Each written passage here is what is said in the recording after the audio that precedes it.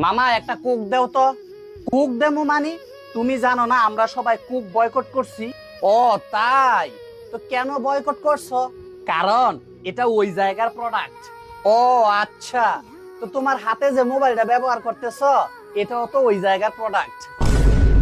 যে ইন্টারনেটের মাধ্যমে তাদের বিরুদ্ধে কথা বলতেছো এটাও বেডাগো প্রোডাক্ট। সুতরাং এগুলো বর্জন করো। বুঝছি, তোরে এভাবে বুঝাইলে হইব না, কারণ তুই ছাগলের 3 নাম্বারটা। আচ্ছা শোন, তুই টয়লেট পছন্দ করস? না। প্রতিদিন টয়লেটে যাস? অবশ্যই যাই। কয়বার যাস? যতবার প্রয়োজন ততবার। টয়লেটে গিয়া কি ঘন্টার পর ঘন্টা বইসা থাকস? আরে না, কতক্ষণ থাকস? আরে মামা তুমি এটা বুঝো না, যতটুকু প্রয়োজন ঠিক ততটুকু। রাইট। আমরাও তাদেরকে টয়লেটের মতো মনে করি। মানে? মানে হইল তাদের জিনিস ঠিক ততটুকু ব্যবহার করমু যতটুকু না হইলেই নয়, অর্থাৎ যত